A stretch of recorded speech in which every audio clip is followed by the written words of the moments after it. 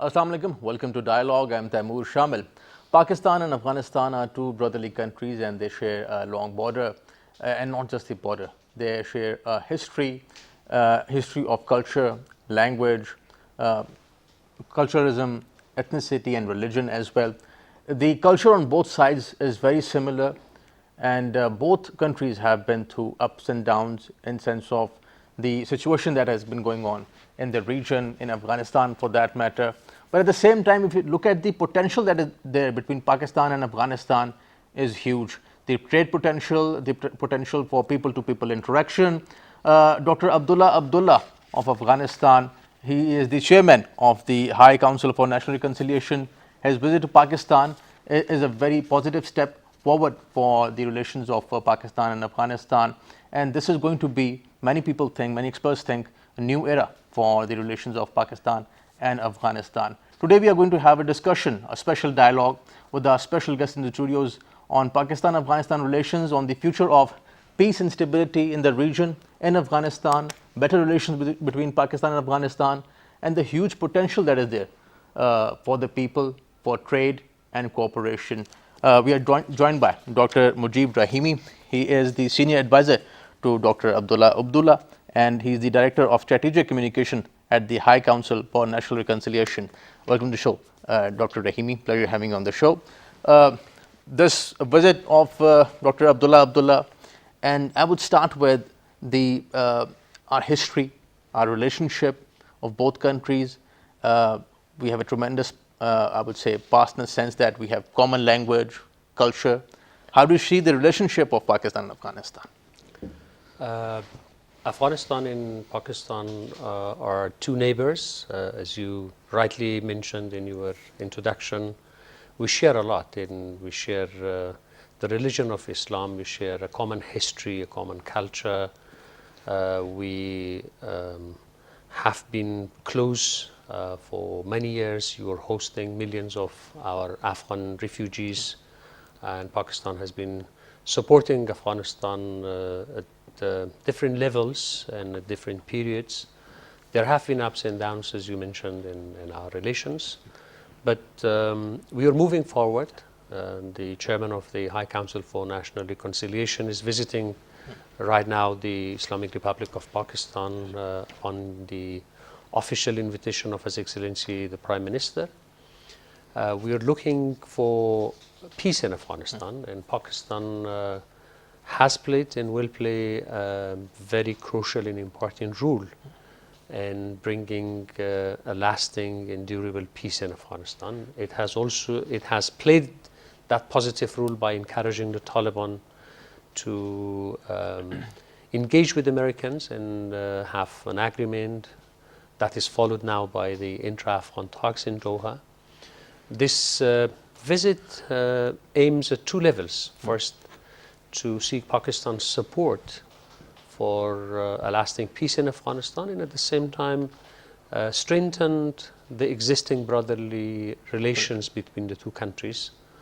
At the first meeting we had today with His Excellency the Foreign Minister Shah Mahmood Qureshi, the atmosphere, the range of issues discussed there, and also the understanding was encouraging, very positive. Both leaders, they were talking of mutual cooperation, strengthening the relations, and making the best of this unique opportunity for peace and stability in the region. The argument was that peace in Afghanistan means peace in Pakistan, and it means peace in the wider region, which will open the space for a new chapter of cooperation, connectivity, and more people-to-people connection. Right. But much of the cooperation between Pakistan, as you mentioned, there's a huge potential for trade and people-to-people interaction. But the primary thing is the stability in Afghanistan, of course, and we have seen the last 19, 20 years the way things have been going on, the security situation. You mentioned intra-Afghan talks. How do you see the future of intra-Afghan talks? And by the way, Dr. Abdullah has been very adamant, and he has been thinking about and working on the intra-Afghan talks. How do you see it? In Afghanistan, in the last 19 years, the country and the society has changed. We have a young generation growing up in the country with a lot of changes, positive changes. The process of building a new government in Afghanistan has taken root. The institutions are functional now. We have a system in place. But at the same time, we have the Taliban movement fighting the government, and that is going on for quite a long time. At this stage, as we are talking, both parties have reached to a realization, and that has been supported regionally and internationally, that the best solution for the conflict is not the military solution, or the issue has no military solution. The viable and the good option would be a political settlement. The government of Afghanistan has expressed its readiness to talk and engage. The Taliban also were encouraged after a long delay. Now they are ready to engage in political dialogue. We are hopeful. The process is supported nationally. There is a national consensus within Afghanistan that the political settlement is the right way. We do recognize that we have different ideals, different ideas. Even those who are living within the republic right now in Afghanistan, they have different opinions. We have to respect the freedom of speech, freedom of thought, and open the space for dissent and differences. But at the same time, we have to commit ourselves to the Constitution, to the rule of law, and fight for our ideals politically. Right. That is the demand right now. We are hopeful. There are a lot of promises. The very fact that the talks have begun, and I was in Doha accompanying His Excellency Dr. Abdullah during the inauguration of the talks between the two parties, that is a positive development. That has been supported regionally. The Pakistani Foreign Minister delivered a speech there welcoming this positive move. The talks are going on. There are certain agreements between the two parties, and there are issues and challenges. We do recognize and understand that it will not be completed in a matter of weeks or perhaps months. It might take long.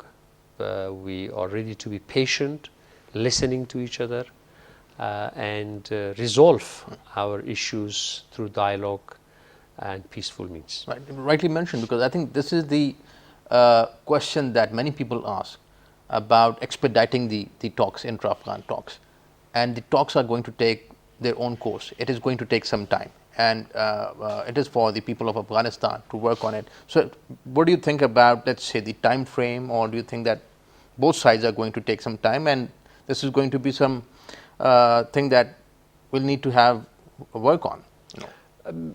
All of us, we hope that it should complete as soon, concluded to complete it as soon as possible, and we have a political settlement. We join together and end the conflict, end the violence, and open a new chapter in our history and our life. But as you rightly mentioned, all peace talks and peace settlements worldwide has taken its due course. A hasty or a rushed settlement or agreement will have its deficiencies and difficulties. We are ready to listen to each other and continue talking. We are not expecting that it will be concluded in a matter of weeks in Doha. Our expectation is that they agree on the procedures and also on the agenda, what issues should be discussed during the peace talks. Right. And we are looking for the next rounds of talks between the two parties. Might be in Germany, Norway, or might be in Qatar.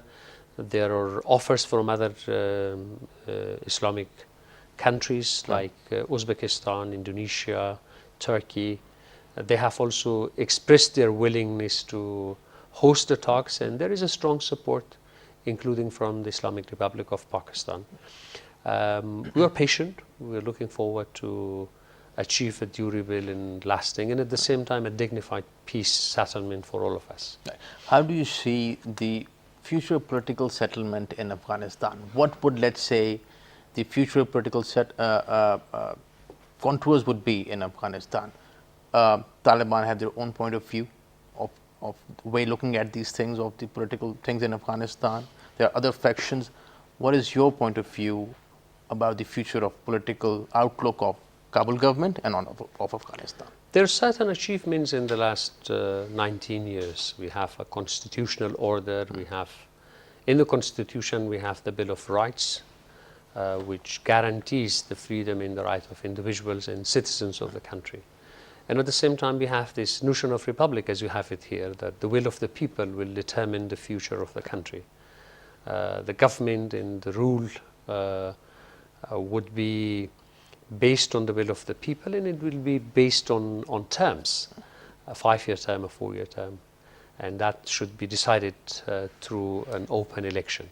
These are certain values. Of course, we do not disagree with the Taliban on the Islamic character of the state. It is an Islamic country. The constitution guarantees that all the laws and rules should be according to the Islamic law. We do not have much differences on the Islamic character of the state. But the main points which will be on the table in the next round of talks would be negotiations on a ceasefire, right, reduction of violence, how both parties would settle this issue of continuous violence which is taking the life of Afghans and causing a lot of damages. So how we can reach to a permanent ceasefire in Afghanistan. Next issue would be perhaps the issue of political participation, how the Afghan state would accommodate the Taliban, how they want to be accommodated into the system in Afghanistan. And then comes the issue of the withdrawal of the foreign troops from Afghanistan, the issue of political developments, the reintegration of the Taliban forces into the Afghanistan National Defense and Security Forces. Those are some of the major issues which need a lot of discussion and time. Right. We have not reached to that level. These are some of the anticipations, assumptions, and perceptions. But the negotiation team, which is supported by a political committee and the leadership of the government in Afghanistan, is fully authorized to debate all the issues with the Taliban and reach to a settlement.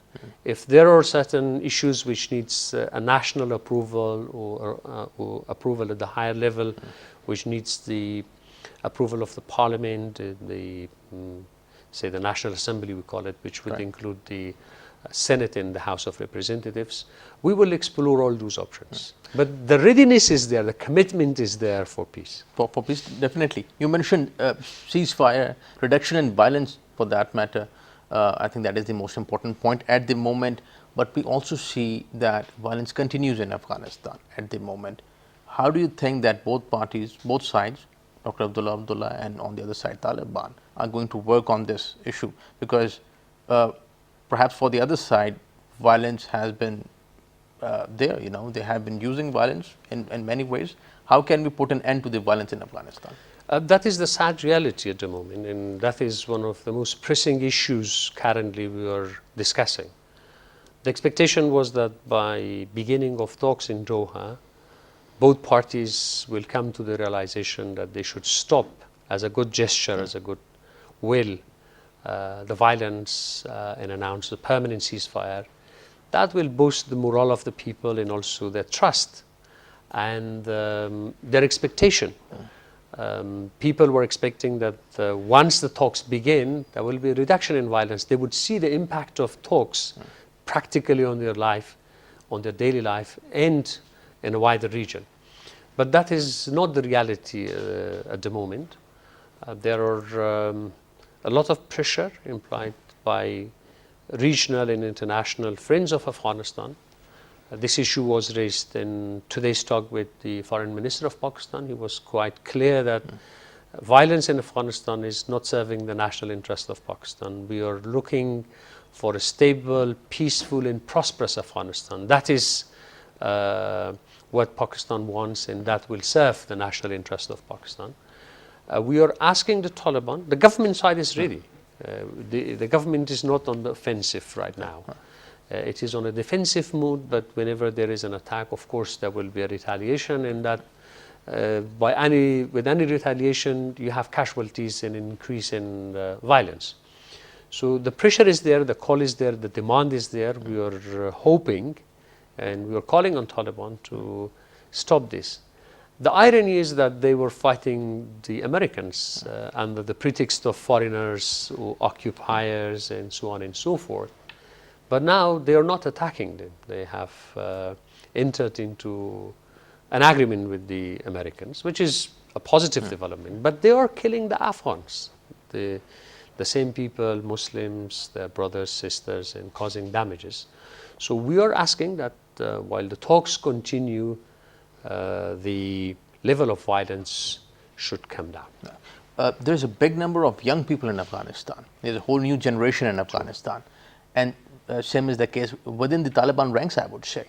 So do you think that there's a realization even in the Taliban ranks, in the new generation of Taliban, that there needs to be a different outlook of Afghanistan and the violence has to stop, because there's big potentials for Afghanistan, regional connectivity, there's trade, there's education and development. You have met Taliban in Qatar and Doha. Have you seen that change? You are pointing to a very crucial and important issue that is very critical for the present and the future of Afghanistan. But sadly, the 4 decades of violence and instability in this region, in our region, has led to the formation of various radical and terrorist organizations with very different ideology and outlook for life. Pakistan has been the victim of terrorism, and you know how some of those radical groups think and what is their outlook and how they perceive life and death. Sadly, we have a lot of those extremist groups inside Afghanistan. They have different understanding and perception of life. I assume it will take a long time if you're looking for a generational change or a change in their outlook and understanding of the realities of Afghanistan in the region. But there are reports, I'm not that certain, I cannot say it with certainty, that there are changes, there are shifts among some of the leaders of the Taliban. They are tired of war and conflict, and they are willing to engage in a political settlement. The statement by the Taliban was positive, encouraging, that they were focusing on Afghanistan, its development, its relations with the international community.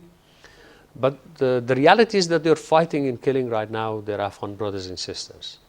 So we are calling on those who have a different outlook, as you pointed out, and I hope they do exist, that they come forward and support the process, make the best of this opportunity.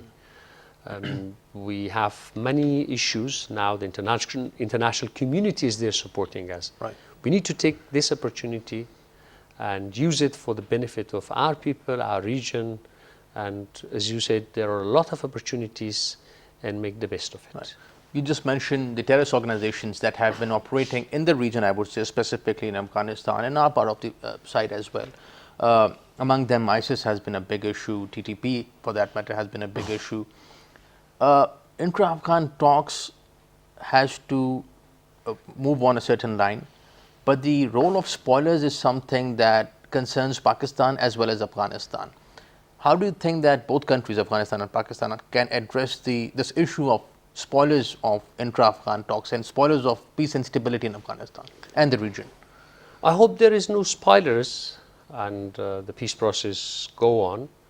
As I mentioned earlier, there is a national consensus inside Afghanistan supporting the peace process. We have that consensus regionally and also internationally. those who are opposing the peace process are in minority. And if it becomes evident who they are, they will be marginalized and blamed. The internal dynamism is that Taliban has not stopped the fighting, and the government is fighting the Taliban right now. So this fight is countrywide and in various parts of Afghanistan. So once we enter into a ceasefire with the Taliban, then there will be more space for targeting specific terrorist organizations. These groups are not operating in the areas controlled by the Afghan government. The government is not harboring or supporting any terrorist organizations. They are either operating in areas controlled by the Taliban or in areas which are not controlled by the Taliban or by the government of Afghanistan. We can refer to the case of ISIS is being targeted, their leaders have been killed, and they are under constant pressure. But once that phase is completed and we are moved close to a ceasefire, then there will be more space for targeting specific terrorist organizations. What we can do, what Pakistan can do, is right now to use all the tools and influences we have to encourage the Taliban leadership in Doha to make the best of this opportunity and look for a political settlement. This message should be clear because in peace, everyone is a winner. But in war, in chaos and instability, there is no winner. No state, no non-state actors. All of us, in one way or another, will be the victim of violence and war and conflict. Right. Afghanistan is a country of diverse, I would say, ethnicities and cultures. Pakistan and Afghanistan have, as I mentioned in my introduction, a deep relationship. How do you think that both countries can work on promoting the culture and people-to-people interaction? This interaction already exists. You're hosting millions of our refugees, and I consider myself as an example. I came to Pakistan as a refugee. I went to school here, I went to university, I graduated from Peshawar University. I learned, I owe my knowledge and my expertise to the help and support I received in this country. There have been cases of ups and downs in relations between the countries, which has damaged the perception and also the image of the two countries. Right. But now, this trip, I heard from Foreign Minister and also from Dr. Abdullah saying that we'll open a new chapter. We need to work on that image issue, and we have to increase the people-to-people contacts. There were good news that there were some new developments on easing visas and restrictions on the movement of goods and people coming and visiting Pakistan, going back. Those facilities will strengthen this. And I'm all the time in favor of this free movement and free interaction. We have a lot of good things in this common civilizational sphere. Yeah. Once we overcome this issue of connectivity through Afghanistan, South and Central Asia are connected to each other. The tourism industry, the exchange of goods between the region will improve, and that will, on one hand, support the development of the region, and on the other hand, the cultural and people-to-people interaction. We have a lot in common. It begins from music, movie, dramas, cultural sites, history, historical figures. We can explore a lot. Right. There have been, in the past, I would say, as you mentioned, there has been ups and downs. There have been ups and downs in Pakistan-Afghanistan relations. Probably there were some factions on both sides which did not want, the image of Afghanistan and Pakistan, and probably Pakistan's image in Afghanistan to be, at that level where both countries can interact in a better way. Criticism perhaps on both sides. How do you see those factions, let's say, working on these lines, and How can we address this issue with diplomacy perhaps? How do you think that we can improve the image of each other's countries on both sides? Let's not be trapped in history, in Cold War mentality, in what happened in the past. As you mentioned, both countries have a new generation, a younger generation with new outlook, and they're looking forward for future, for a better life, for development, for prosperity, for a better life for themselves, for their sons, daughters, for the next generation. So there might have been mistakes. We need to correct those mistakes. There have been issues. We need to talk and sit together and sincerely debate them and overcome those issues. But we have to look forward. And this is why this trip took place. And the message of the trip is, okay, opening a new windows of opportunities, opening a new chapter in relations. And if this continues, I read the article by the Prime Minister of Pakistan, the positive messages from politicians and the Pakistani establishment, that they are in favor of peace in Afghanistan, they are in favor of stability in Afghanistan, they want a peaceful, prosperous, stable Afghanistan. They said, we will not interfere in your internal affairs. We want a sovereign and an independent Afghanistan. You decide your future. You deal with what you have. An Afghan-led and an Afghan-owned peace process. These are the positive messages. We have to capitalize on them, work on them, and increase this brotherly cooperation. We are neighbors. We cannot change this geographical status, and we have to make the best of it for the betterment of our people. So what are the core areas that you think at the moment, looking at the intra-Afghan talks, looking at the political situation and the security situation, what are the core areas that both sides need to work on? The main priority for the people of Afghanistan right now is peace. And you rightly mentioned in your introduction and discussion that unless the security issue is settled in Afghanistan, we cannot achieve the other objectives which depend on better security in Afghanistan. It is TAPI or it is CASA 1000 for energy transition to Afghanistan. It is connecting Afghanistan to railways, or bringing the Central Asian gas to Pakistan and then from here to India. All those mega projects, or maybe some of the One Way, One Belt initiative by China, the mega investment China is looking for in the region, all of them depends on the security in Afghanistan. We have security, the transit through Afghanistan, the linkage through Afghanistan will help Pakistan, the wider region, the Central Asian republics. So the main area or the main focus for Afghanistan is peace talks, how it can succeed. Here, Pakistan can play a crucial and an important role. Pakistan has its influence on Taliban. Pakistan has its good relation with the Afghan government and its leadership. So a focus here will help us to achieve a sustainable peace in Afghanistan. That will lead to further strengthening the relations and the bilateral ties between the two countries. Even last, I would say, decade or two, while the war was going on, you mentioned refugees, people have been interacting on both sides, traders and businessmen from Afghanistan and Pakistan. There's also an adequate amount of number of people who have been, students especially from Afghanistan, who have been coming to Pakistan. In terms of health facilities, people have been coming from Afghanistan to Pakistan.